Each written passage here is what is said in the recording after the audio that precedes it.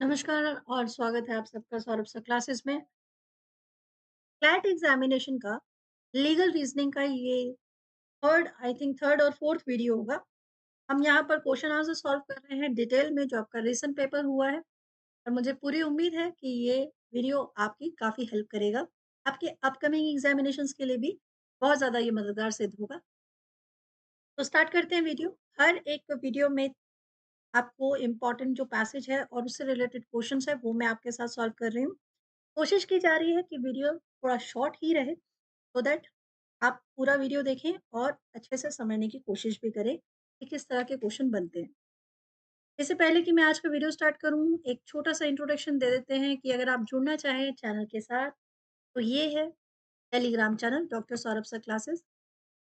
यहाँ पे आपको कोई पेमेंट नहीं देना होता है, आप जानते ही हैं। आप इसे ज्वाइन कर सकते हैं।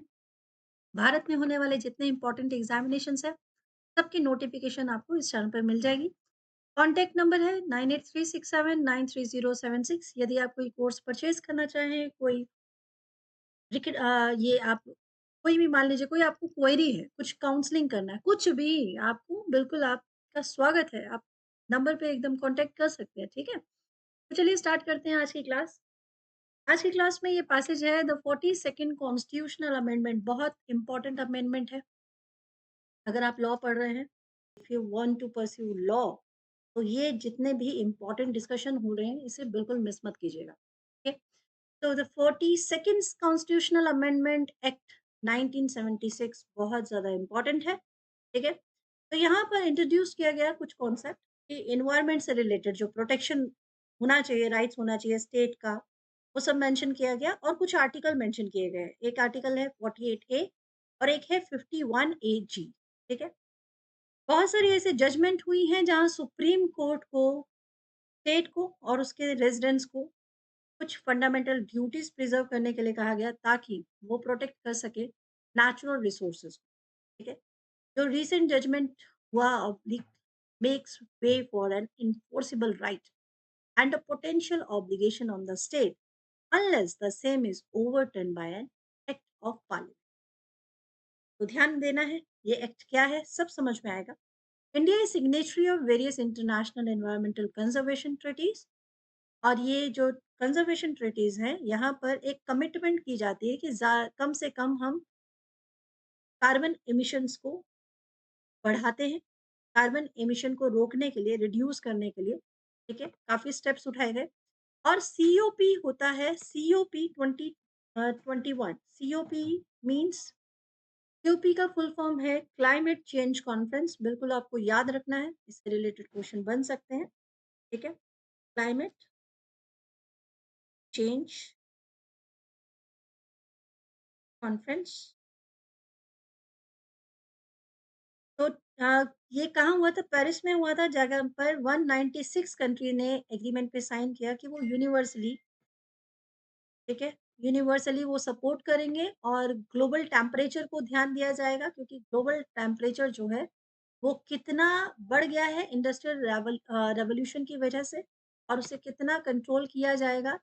ठीक है, 50% of its energy through renewable resources. तो रीन्यूएबल रिसोर्सेज को बढ़ावा देने के लिए और उससे 500 गीगावाट एनर्जी को जनरेट करने के लिए 2030 तक का एक मार्गदर्शन रखा गया है। ठीक है, कि नॉन फॉसिल फ्यूल्स जो हैं उससे एनर्जी लेने से और रीन्यूएबल रिसोर्सेज को यूज करने से हम जो कार्बन एमिशन है उसको रिड्यूस कर सकते हैं 1 बिलियन टन। ठीक है, इसके साथ साथ जो इंडिया है उसने कमिट किया है कि वो net zero carbon emission target करेगा 2070 तक।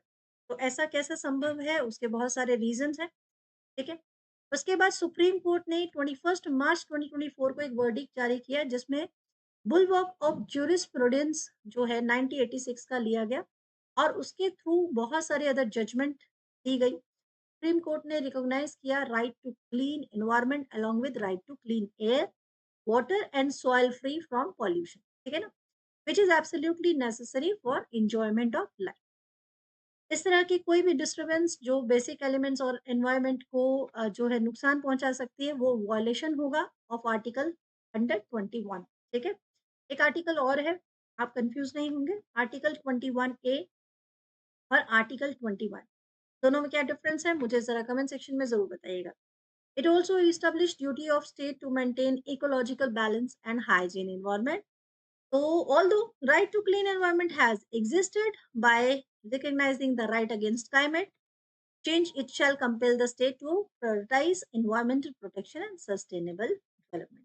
तो ये एक्सट्रैक्ट लिया गया था supreme court of India bowls right to life with climate justice से। ठीक है, ये इकोनॉमिक टाइम्स में एक न्यूज़ था, जिसमें पूरा एडिटर ने काफ़ी अच्छे से मेंशन किया था इन सारी चीज़ों को, सीओपी के इम्पोर्टेंट डिसीजन को भी।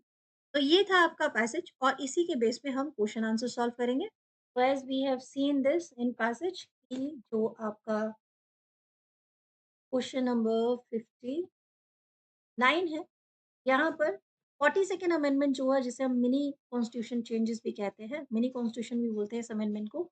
यहाँ पर फंडामेंटल ड्यूटीज़ और directive principle of state policies जो हैं यहाँ पर इंट्रोड्यूस किया गया है।